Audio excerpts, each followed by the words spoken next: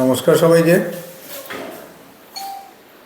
আজকে আমি প্রথমে আমাদের ধর্মনগর তথা উত্তর ত্রিপুরা প্রেস এবং মিডিয়ার বন্ধুরা যারা উপস্থিত হয়েছেন সবাইকে শ্রদ্ধা, অভিনন্দন এবং নমস্কার জ্ঞাপন করছি।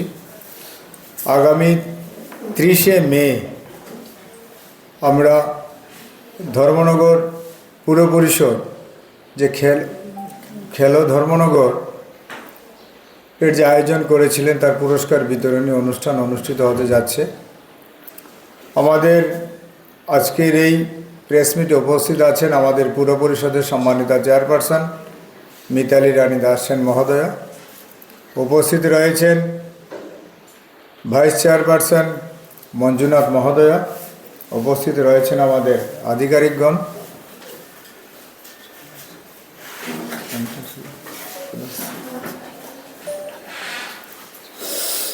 আর আপনারা যারা উপস্থিত রয়েছেন সবাইকে আমি আবারও নমস্কার জ্ঞাপন করছি।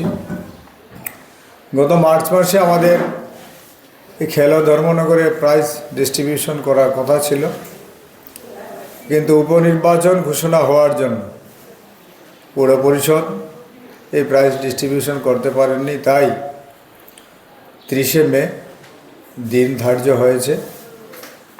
ওই দিন আমরা ধর্মনগর যে বড় টাউন হল রয়েছে বিবেকানন্দ শ্রাদ্ধ শতবার্ষিকী ভবন, সেখানে আমরা ধর্মনগরের সুনাগরিকদের উপস্থিতিতে এবং সবার সহযোগিতায় আমরা প্রাইজ ডিস্ট্রিবিউশন আমরা করতে যাচ্ছি। এই অনুষ্ঠানে আপনাদের সবার সহযোগিতা কামনা করছি এবং ধর্মনগরের প্রত্যেকটা ক্লাব, সমাজসেবী সংগঠন সহ সবার সহযোগিতা আমরা পুর পরিষদের পক্ষ থেকে আমরা কামনা করছি। আমাদের এই 43টা ইভেন্টে আমাদের 3টা ব্লক থেকে খেলোয়াড়রা এখানে পুর পরিষদের তো ছিলেনই, পুর পরিষদ এলাকার, তারপরে 3টা ব্লক আমাদের যুবরাজনগর ব্লক, কালাছড়া ব্লক এবং কদমতলা ব্লকের থেকে খেলোয়াড়রা এখানে এসে অংশগ্রহণ করেছিলেন। প্রায় 4500-এর মতো খেলোয়াড়রা সব মিলিয়ে পুরো টিম হিসাব করে প্রায় 4500-এর কাছাকাছি খেলোয়াড়রা এখানে খেলাধুলা করেছেন। ধর্মনগরবাসী, উত্তর ত্রিপুরাবাসীকে ওনারা বিনোদন দান করেছেন। কাজেই এই এখানে ক্যাশ মানি থাকবে, সব মিলিয়ে আমরা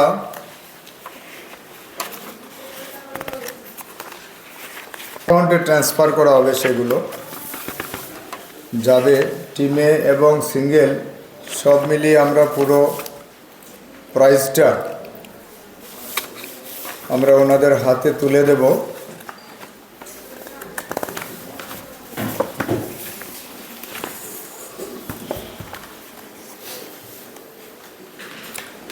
$5,17,000 টাকা। আবার টোটাল $5,17,000 টাকা আমরা আমাদের যারা খেলায় যারা অংশগ্রহণ করেছিলেন, যারা জয়ী হয়েছেন, ওনাদের হাতে আমরা $5,17,000 টাকা ক্যাশ মানি ওনাদের অ্যাকাউন্টে আমরা দেব এবং ওনাদেরকে আমরা সম্বর্ধিত করব। হয়েছে যে 3 জন প্লেয়ারের নামে কমপ্লেন ছিল অপোনেন্ট পার্টি থেকে, তাই সেই ফাইনাল খেলাটা করা যায়নি। কিসের কমপ্লেন আছে? আসলে তো আমি তো বিধায়ক হয়েছি, তার পরে 4 তারিখে হয়েছে। এই বিষয়টা আমার নলেজে নেই। অ্যাকচুয়ালি বিষয়টা স্যার আমি অনুমতি নিয়ে বলি, বিষয়টা পুরোটাই আপনি এখানে আসুন, প্রেস মিট এখানে আসুন,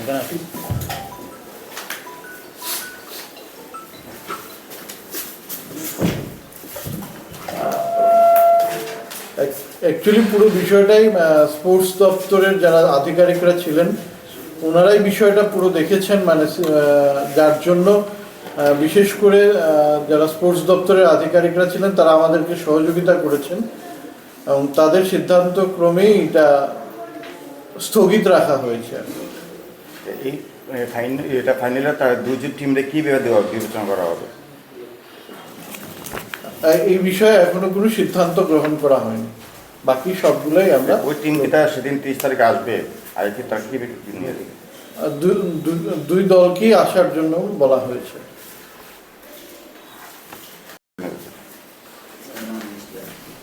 অ্যাকচুয়ালি যেটা আমরা প্রথম যে লিস্ট ওরা সাবমিট করেছেন, ওই লিস্টের যে প্লেয়ারদের ওরা নিয়ে এসেছিলেন ওদের নামটাই ছিল না লিস্টে, রেজিস্টার করা হয়নি প্রপারলি। আচ্ছা, যে দলটা লিস্ট কমপ্লেন করছে সেই দলের প্রায় 6 জনের মতো আসলো, পরে লিস্টের দোকান হয়েছে, তারা লিস্টের মধ্যে দিয়ে দিয়েছেন স্কুল ছাত্ররা। অ্যাকচুয়ালি বিষয়টা পুরোটাই ক্রীড়া দপ্তরের আধিকারিকরা বলতে পারবেন, কারণ ওরা আমাদেরকে সহযোগিতা করেছেন। মানে পরিস্থিতিটা এমন জায়গায় গেছে যে ওই 3 জন কিন্তু ধর্মঘটের বাইরে ছিল না। আমরা তো প্রপারলি করতে পারি, ওটা ওরাই দেখেছেন বিষয়টা, ওরাই বলতে পারবেন। পরিস্থিতির কারণে পুরো গেমটা এত সুন্দর একটা উৎসবকে এই কারণে সুন্দরভাবে শেষ হয়নি একটা ইভেন্টের জন্য।